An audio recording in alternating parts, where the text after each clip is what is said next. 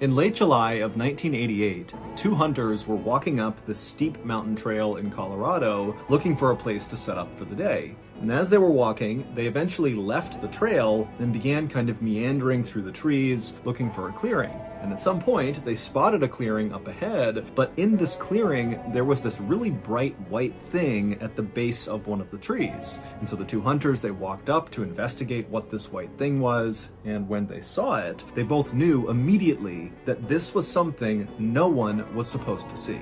And so after the hunters took a mental note of where they were on the mountain, they turned around and rushed back down to town to tell authorities. But before we get into that story, if you're a fan of the strange, dark, and mysterious delivered in story format, then you've come to the right place because that's all we do, and we upload once a week. So, if that's of interest to you, the next time the like button is at work, secretly sneak into their house and train their new puppy to bark at shadows and pee behind the washing machine. Also, please subscribe to our channel and turn on all notifications so you don't miss any of our weekly uploads. Okay, let's get into today's story.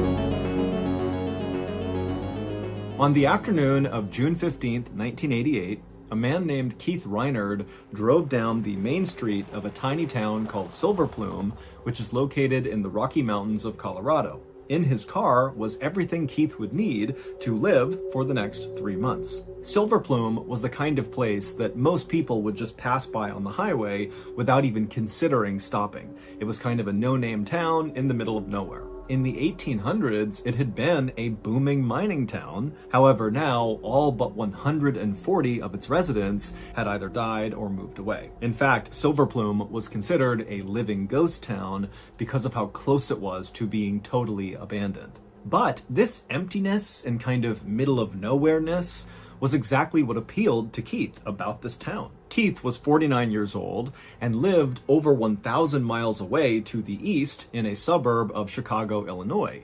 And Keith had a great life. He was married with 2 kids, a boy and a girl. He had a good job working for a newspaper covering high school sports, and he had a beautiful house. But for Keith, he felt like as good as his life looked on paper, it was missing something.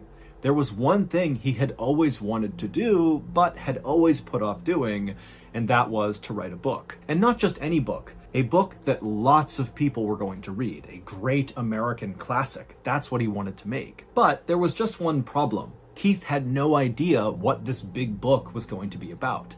And that was why he had come to Silver Plume. Keith had taken a 3-month leave from his job and left his wife and his kids and the city all behind to come out to this town to hopefully, in this new, peaceful, quiet environment, find the inspiration he really needed to not only discover what this book would be about, but to sit down and actually write it. Keith's wife had not been happy about this plan, him kind of being gone for 3 months, not providing any income, not helping with the kids. But she could tell Keith really felt like he needed to do this, and so she gave him her blessing. After arriving on Main Street in Silver Plume, Keith looked up and he saw KP Cafe off to the right. It was a weathered old building that looked like it was straight out of a cowboy movie, and this cafe was exactly the landmark that Keith had been looking for. And so he pulled his car over on the side of the road, he got out, he stretched, and then he began walking towards this cafe. This cafe was the big hangout spot in Silver Plume for all of its 140 residents, and the reason Keith knew this was because his best friend from high school, Ted Parker, owned KP Cafe. Ted had actually been the person who inspired Keith to come to Silver Plume in the first place. He had told him about how peaceful and serene this place was, the best environment for a writer. And when Keith had told Ted that sounds great, I'm going to do it, I'm going to come to Silver Plume, Ted had told him that he also owned the store right next to KP Cafe that used to be a bookstore, but the previous tenant who ran the bookstore had talked about some big European vacation he was going on and then had just kind of vanished. And so for months now, this storefront had been vacant. And so Ted had told Keith that while he was in town, he was more than welcome to work and write out of this vacant bookshop. And so Keith, after walking up to the front window of KP Cafe, He looked inside and didn't see Ted, and so he decided he would take a moment and walk over to this vacant bookshop that would be his office. So he went next door, he pulled out the key that Ted had already sent him in advance, he unlocked the door, and he went inside. And right away, Keith was struck at what he saw. I mean, the place was full of books. Some piles of books were higher than his head, and many of the books looked rare and expensive. And Keith's first thought was, why did this guy who used to run this store just abandon all of this? This had to cost a lot of money. But Keith was far too excited about the next few months and getting this book done that he didn't really think too hard about whatever the previous owner had done.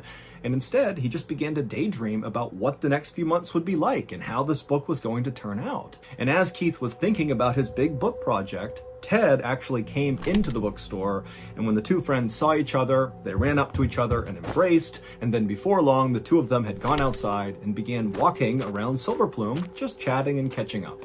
And eventually, after chatting and walking around for a really long time, the pair left Silverplume and wound up walking onto this hiking trail that went up into the woods. Now, years earlier, Ted and Keith had both been avid hikers and outdoorsmen, but now, I mean, Keith had put on some weight and he really wasn't a big hiker anymore, but Ted didn't really know that. And so Ted, he's leading this hike up this trail as they're still kind of chatting and making light of things. But Keith, as he was struggling to keep up, was getting more and more anxious about this hike. And he also had a deep fear of heights. And this trail appeared to go really high up this mountain. But Keith kept telling himself that, he was here in Silverplume as much to write this book as he was to kind of have a little more adventure in his life. And so he just kept on trudging along after Ted.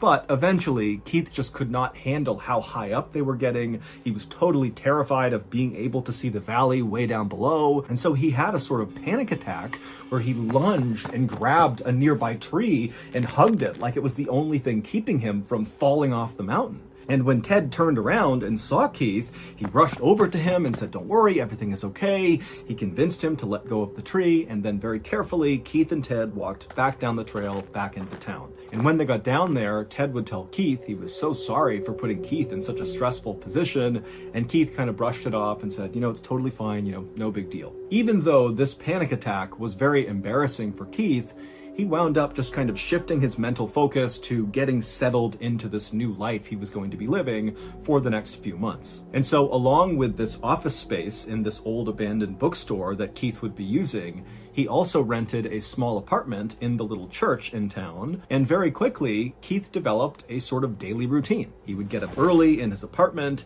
and he would make his way over to the bookstore, and he would sit down at his computer, and he would write all day.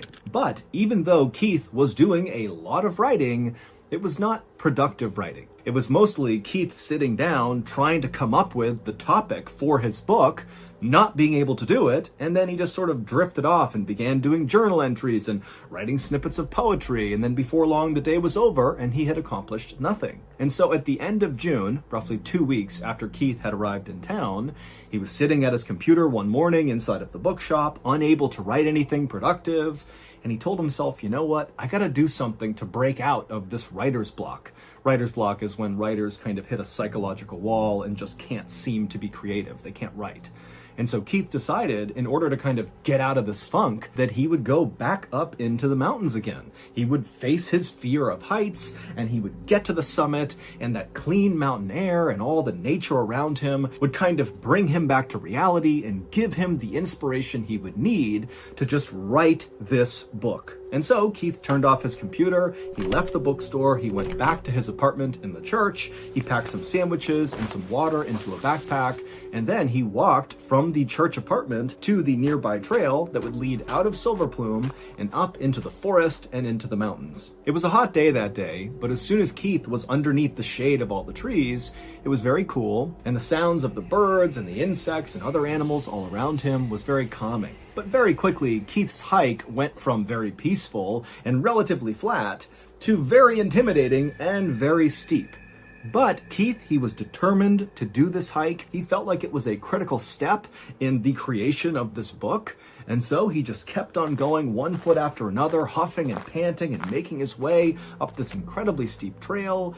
And it was like with every step he took, he felt braver and braver, and suddenly he was able to look down at the valley below and not feel as frightened. And then at some point, as he was walking up, he saw all these scratch marks on a tree that were obviously from a mountain lion.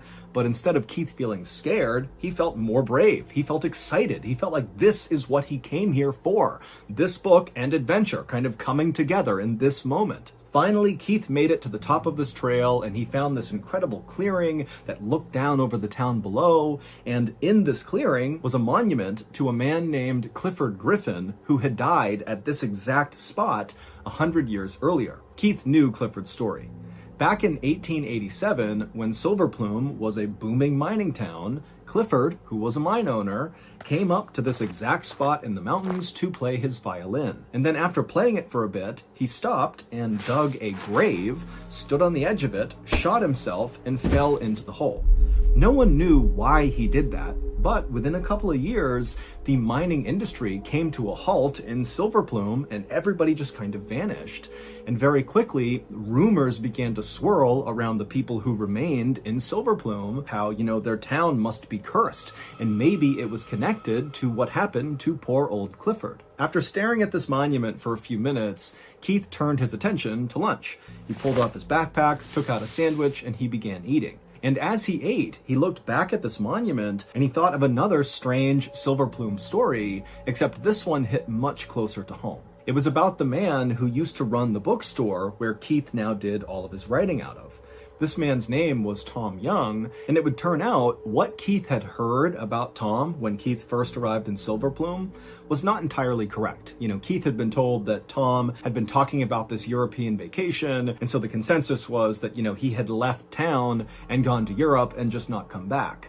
But the reality was, once Keith began asking around a little bit over those first couple of weeks he was there, was that Tom actually had been talking about this big European vacation, but then had walked into the woods, up into the mountains, where Keith was right now, where this monument was, and Tom had just vanished, apparently, in these mountains. Tom apparently had been a very quirky guy who had come to Silver Plume in the 1970s to kind of start a new life for himself. He had been teaching high school students in Denver, but he apparently didn't really like doing that and wanted to start over, and so that was what drew him to Silver Plume. And in Silver Plume, residents always saw Tom, along with his best friend, Gus, his black Labrador retriever, walking around town playing fetch. But instead of using a ball, Tom would throw a chewed-up doll's head. And then on September 7th, 1987, so roughly 9 months before Keith arrived in Silver Plume, Tom and his dog Gus had gone for a hike in the woods where Keith was, and then vanished. Now, at first, people assumed that because Tom had been talking a lot about going on this European vacation right before he vanished, that must be where he went. But when people checked his shop, they saw all of his books were still in there. It did not appear like he had packed things up. And when the sheriff looked into it, he couldn't find any evidence that Tom had ever bought any plane tickets to go to Europe. And so no one really knew what happened to Tom. It was like this big mystery. And so as Keith was standing in this clearing near this monument, thinking about Tom and his story, Keith began to realize there were a lot of similarities between him, Keith, and Tom. They both, as adults, had come to Silver Plume, this kind of random place in the middle of Colorado, to get a sort of second chance in life. And they both worked out of the exact same storefront. And Keith had done some additional digging on Tom when he heard about this mystery and learned that they were almost the exact same age. Their birthdays were separated by 1 day. Also, Keith discovered that he and Tom had served in the military at almost the exact same time in the 1960s. And so as Keith was going over all these strange coincidences and weird similarities between his life and Tom's, suddenly Keith stopped chewing his sandwich and just quickly packed everything back up. He turned and began running down the trail, going back towards town. And as he ran, Keith smiled because he realized he had just discovered what his great American classic novel was going to be about. It was going to be about Tom. For the entire month of July, all Keith did was write. He was in his office 7 days a week typing away, and then at night when he went back to his apartment, his neighbors would see the lights on all night long. At the end of July, so by this point, Keith has been living in Silver Plume for about a month and a half, 2 hunters from Silver Plume began hiking up that same mountain trail that led up into the mountains and into the forest that Keith had gone on recently and found his inspiration for his novel. And so these 2 hunters, they're making their way up the trail, and at some point they leave the marked trail and begin kind of meandering through the trees. And as they're walking, they're kind of looking for a clearing to set up for the day. And at one point, one of the hunters happens to look up and he sees there's this really bright white thing sitting at the base of a tree in a clearing. And so these 2 hunters make their way up to this bright white thing, and as soon as they're looking down at it, they realize they have very likely stumbled on a crime scene. At their feet was this green tarp that was partially exposing this white skeleton underneath. And when they pulled back the green tarp a little bit, they saw it was a human skeleton and a dog skeleton kind of lying next to each other as if the 2 of them had lied down and died there. But what was immediately apparent to these 2 hunters is that both the human skull and the dog skull had gaping holes in them, like they had been shot. And several feet away from the skeletons was a rusted pistol. And so these 2 hunters, after staring at the scene in front of them for a couple of seconds, they took a mental note of where they were on the mountain, and then they turned around and headed back down to town to tell the sheriff. And when the sheriff went up with his deputies to go search the scene themselves, they very quickly identified that these remains belonged to Tom Young and his dog Gus. And the sheriff also found out that that pistol that was found several feet away from the 2 skeletons had been purchased by Tom just a few days before he had vanished. And so the sheriff decided that what must have happened is Tom brought his dog up into the mountains, and after shooting his dog, Tom turned and shot himself. This was a suicide. Case closed. But this explanation didn't make any sense to the people of Silver Plume. First of all, Tom loved his dog Gus. Gus was basically like his child because Tom didn't have any other family, and so why would he hurt his dog?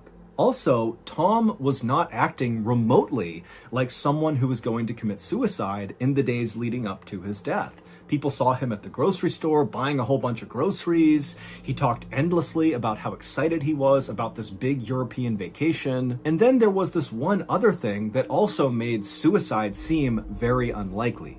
When those 2 hunters had discovered Tom and Gus, they were partially covered by that green plastic tarp, but it looked very much like the wind and kind of nature in general had blown the tarp off of them, revealing the white bones that the hunters had seen.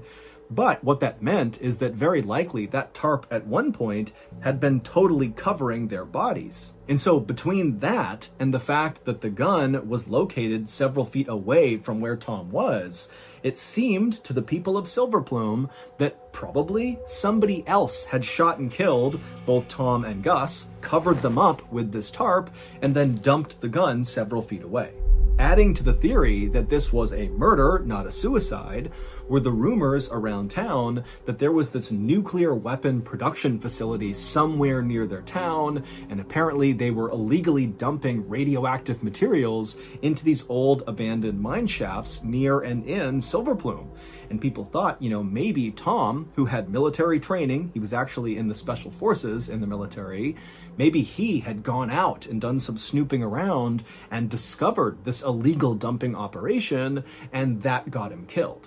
When Keith heard that Tom and Gus's bodies had been discovered up in the mountains, it was absolutely devastating for Keith. Even though Keith had never actually met Tom, he still felt like he had a bond with Tom. I mean, he was obsessively writing about Tom and learning everything about him, and he also had all these similarities with Tom, and so it was a really big deal to find out that Tom and Gus were dead. But the silver lining to this tragedy was that Keith was now armed with more information about Tom and his dog, and suddenly the ending to his big novel became clear. And so Keith got right back to work. On August 3rd, 1988, so a couple of days after Tom and Gus's skeletons were found up in the mountains, the town of Silver Plume held a memorial service for Tom. And Keith, he would attend this service, and as he listened to the people of Silver Plume talking about Tom and how he had come to Silver Plume to get this second chance at life, Keith couldn't help but feel like it was almost like he was watching his own memorial service, because Tom's life so closely mirrored his own.